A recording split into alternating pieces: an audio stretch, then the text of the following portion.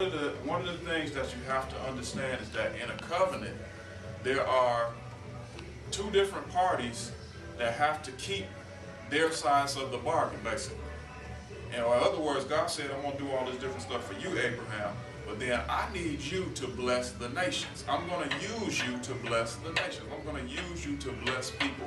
And so I believe that we've forgotten that we have to be a blessing to people. And I know, a lot of times we can look at it and say, yeah, it's tough for me to be a blessing to somebody else, and I'm barely getting by. But you know what I found, that people will appreciate and be thoroughly blessed by you. When you go to lunch, and you buy them something. I'm just using that as an example. You buy them a sandwich because you want to buy you buy them a sandwich. And see, that kind of stuff, what happens is, all you're doing is sowing seeds. You're sowing seeds. And you never know how that seed is going to be returned. When you plant a seed, it don't come back as a seed. You know what it come back as? Fruit. It don't come back as a seed, it come back as fruit. And so a lot of times, the reason why we're not receiving fruit is because we're not planting enough seeds. We're not planting enough. We're not blessing people as we've been commanded and instructed to do. We've been commanded and told that through you, people are going to be blessed. And so we look at it as, well, I ain't got $1,000 to go and bless somebody. I can't pay somebody, but can you do something small? I'm telling you, people. I remember at my job, I was going to, and I kind of felt like I should do this, so I did it. This guy, he's always kind of talking about how him and his wife are kind of struggling financially. And so I was going to get me something to drink, and I asked him, I said, hey John, you want something to drink? And he said, sure, yeah. There's a couple of guys at my job named John, so if y'all were ever to come up there, y'all would know who it was. But he said, yeah, absolutely. And so I got him something to drink.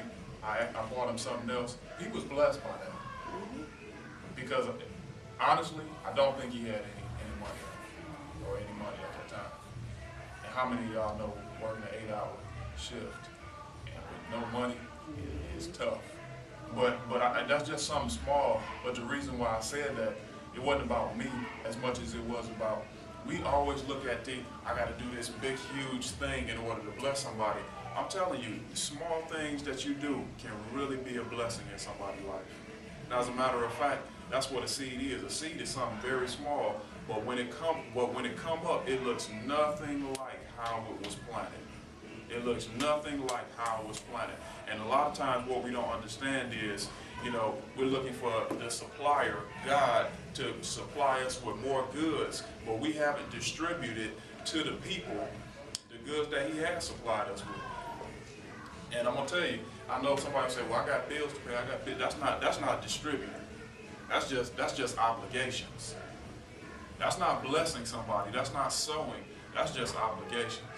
That's what that is. You just got obligations to pay, so you pay those obligations, but distributing what God has blessed you with is vastly different from that. And I'm not trying to put nobody in bondage and say that this is something you have to do. This is something that I'm doing. And I'm saying God bless because as a result of it, So I think that this is one of the keys to really, really, really seeing the blessing of the Lord in our lives. And it will stretch you, because when you got this much and you're trying to find somebody else to bless, that's gonna stretch you.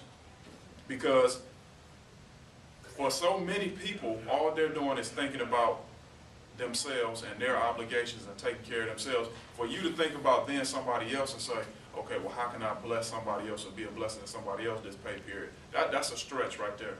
And I'm going to tell you, that's God wants to stretch us and God wants to shift us. So I think it's key that we begin to look at this and take this to heart. You had your hand up.